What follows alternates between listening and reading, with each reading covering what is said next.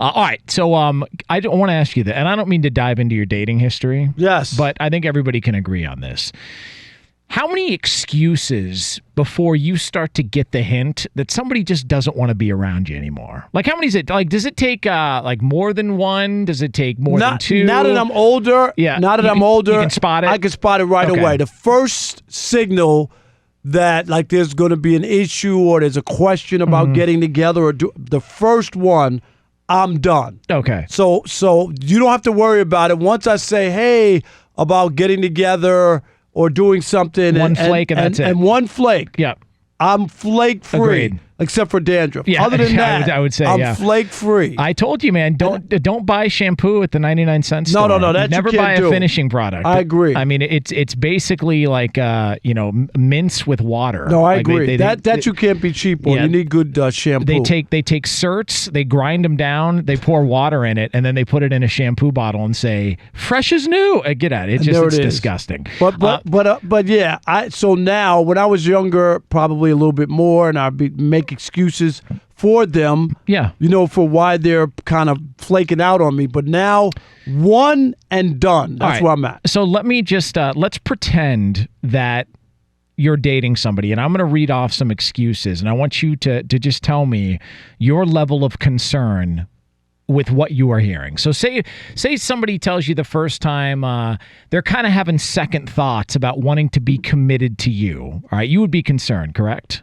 Like if it happened about a week ago. No, once you say that I'm done. Yeah. I'm that kind of guy. But your younger years, you would be more willing to maybe, okay, well, what is there any, can we work on this? Okay, so there was that. And then what if like a few days later you guys were supposed to hang out and they called in sick and said they couldn't hang out because they were sick? Like if that happened, there was that. And then like, what if like a couple of days after that, the sickness then turned to, I'm not feeling, it's my back is killing me and it's my hamstrings. And so they couldn't hang out again. And then all of a sudden, like another day later, it came out that, that they just needed some time away because they've got to tend to another issue. What you've just heard are the list of excuses that Jalen Ramsey has just given the Jacksonville Jaguars. Doesn't want to be there. Yeah, the latest is he's expecting the birth of his second child, and so he's going to be away from the team for the time being. Yeah, so which I'm sure he's not faking that he's having a baby. No, that's But let me tell you, most people when they have babies still have to go to work. Somebody has to go to work, and you're a professional football player, which is what you signed up for. Not that you shouldn't be there at the birth of your child or something like that, but taking off of work prior to the baby actually coming makes no sense to me. Look, I get, and I was on the side of, I think there's more to the him being sick or the injury, and I actually bought it at face value, and I took it at face value for this reason. In the beginning, why? Yeah. Jalen Ramsey wanted a trade. He demanded a trade. He doesn't like Tom Coughlin. That's the story you hear. And with good reason. Okay. Tom Coughlin's a hard guy to get along, and if it wasn't for those Super Bowls that he won with Eli, he probably would have been out of football a long time ago. Now, he rubs guys the wrong way. Do you think Tom Coughlin's a better coach than Bill Belichick? Do you, Rob Parker? I don't know. Do you have the other team's defensive signals or not? Well, I'm just asking. Well, no, I was just asking because you said that Eli Manning was better than Tom Brady because he beat him twice in the Super Bowl. I didn't say that. So I was wondering. I'm just saying. I was just wondering what. I just said in a big moment, a clutch moment, I'd rather have Eli. But that being said, in all seriousness, so he doesn't get along with Tom Coughlin. He doesn't really like Tom Coughlin. He demands a trade after there's an incident that's caught on the sideline with Doug Marrone, which, look, coaches yell at players all the time. It's not a big deal. And he even said recently that it wasn't really that big of a deal. It happens. My issue is more with ownership in the front office, or more with the front office, rather. So then he comes back and he plays after demanding a trade on a short week. So the fact that he actually showed up and played, I gave him credit because I said, look, it's a short week. He's got every reason to not want to come back around and play, but he did. And then he gets extended rest. This week, he calls out sick. Then it's his hamstrings. And now it's his daughter, the birth of his second child that's coming up. This reeks to me of a guy who thought maybe there was some sort of a deal that was going to take place, and once he found out from ownership or somebody that it just wasn't going to happen, now he's really stepping on the gas and he just doesn't want to be there. I blame Jacksonville. I just do. Dude, he's already given you the signals. He told you don't want to be there. I've always been this guy. I don't want somebody who doesn't want to be here. Right? Yeah. I'm not going to convince a girl that a woman that she should be with me if she doesn't want to be. I might be disappointed or heartbroken in the beginning, but ultimately, if you don't want to be with me, I don't want to force you into that situation. I want you to be here because you want to be here, and I want to be here because I want to be here. So once somebody says that they're out or they're not interested, I'm done. I'm done. I just, no matter how much I might be into the situation or her or whatever, I'm done. Here's the thing that I'll give Jalen Ramsey credit for, and a lot of people look at him and say, well, this is troublesome, and he's a me guy, and he's this and this. You know what, man? He showed up to training camp on time. Yes, it was in the back of a Brinks truck, but he didn't hold out. Zeke went to Cabo. His own teammate, Yannick Ngakoue, you got something wrong against a Brinks truck? No, there's nothing wrong with it at all, but he was there. So I think this is more about maybe Jalen Ramsey thought that they had an understanding that they were going to try and work together on a deal, which is why he showed up. And then once he found out that they just didn't want to play ball, he started to pull back more and more because maybe he got an indication from the Jaguars that they were going to get something done. And so now it's reached this point to where he just doesn't want to be there. He wants to be away. I think Jacksonville. And I blame Jacksonville, and you're blaming them because they're basically enabling Jalen Ramsey. Right. I don't remember the last time. You got to tell me when a football player calls in sick. I blame. Don't they have team doctors? You got to drag yourself in there and have them work on you, have them send you home, right? After the doctor evaluates you and says, this guy has 103 fever, he needs to be home and in bed. I get that. Yeah. They should have had a deal done already, is my point. I mean, if the whole goal in the NFL is, and every team in the NFL wants to build through the draft, you want to build through the draft because financially it makes the most sense. You found a guy in the draft who's a stud. He's played really well. Although his numbers have been down a little bit, it makes you wonder, what was the hesitation in getting him a deal? This feels like Tom Coughlin versus Jalen Ramsey is the reason Jalen Ramsey is not showing up to work because one, his back hurt, the other was an illness, and now it's the birth of a child. So if they're not going to move on from Tom Coughlin, what's the plan? I mean, is he just going to stay away?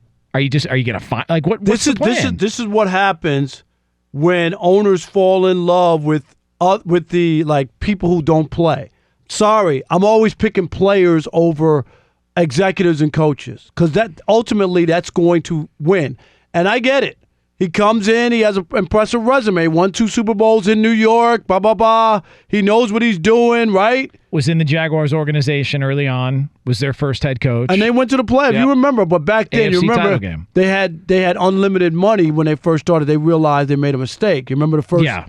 Both teams were in the AFC title game in their first or second year, right? Carolina lost to Green Bay. Jacksonville lost in the AFC title game as well, too. Yeah. I mean, they've had a big advantage against the other team. I just, the idea that, and I was on board with the fact that I think there was really something going on with him just because if he showed up to work on a short week, why would he all of a sudden just not show up to work? So I bought into the whole, well, he's not feeling well.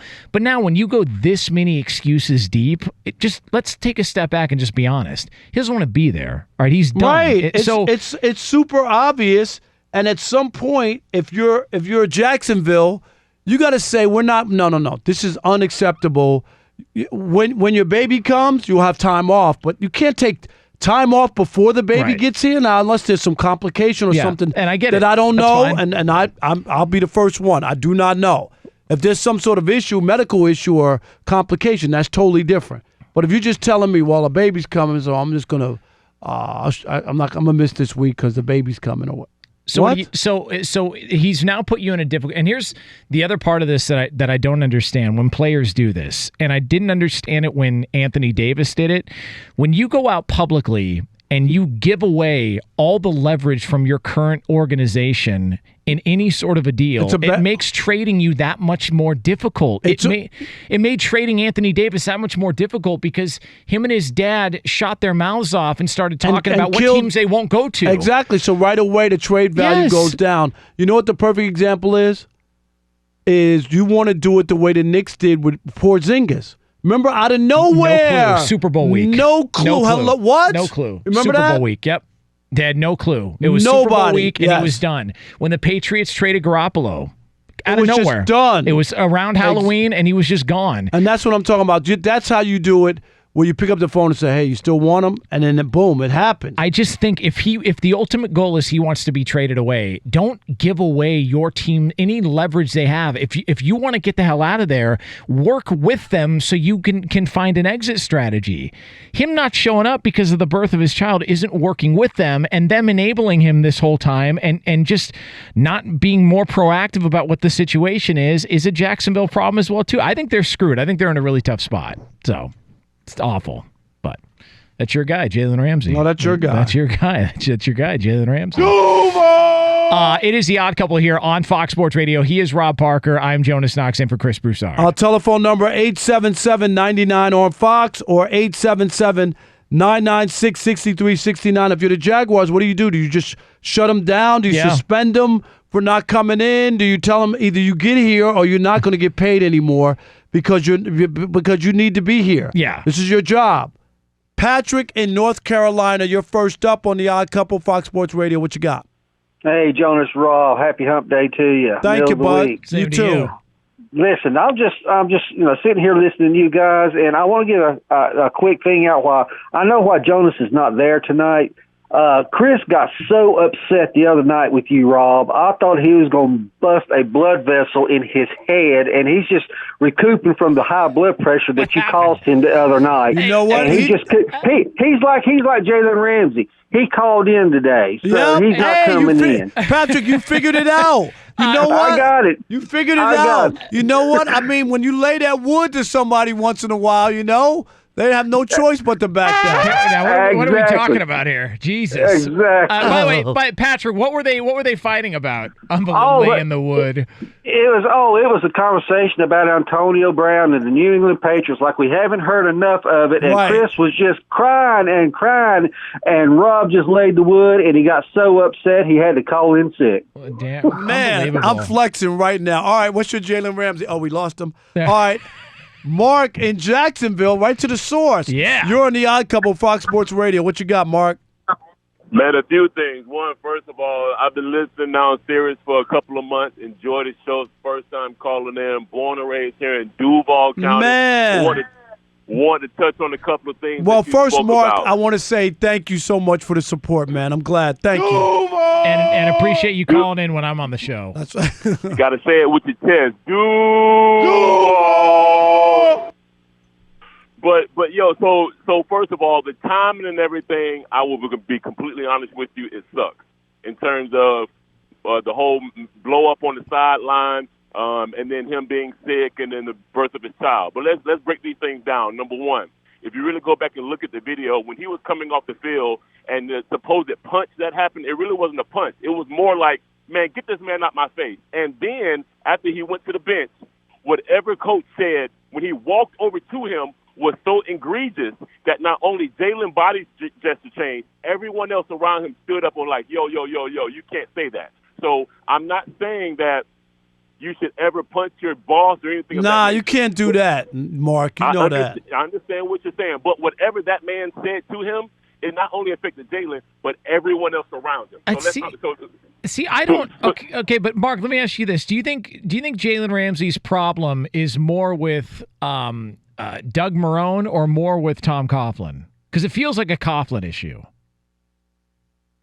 With Coughlin, and let's break this down. If you go back and look at the draft class that Jalen Ramsey was drafted, the majority of the individuals who were drafted around him have got extensions off their rookie contract. Yeah, and we can all argue the fact that Jalen Ramsey is the best corner in the league. So why would you not pay the best person? And, Mark, you should always pay people who produce. I totally agree. Thanks for the call. Thanks for the support. I agree, too. I think the problem Am I right, Yeah, Jonas? no, I agree. Just pay people who play well. Here's the other part about all this.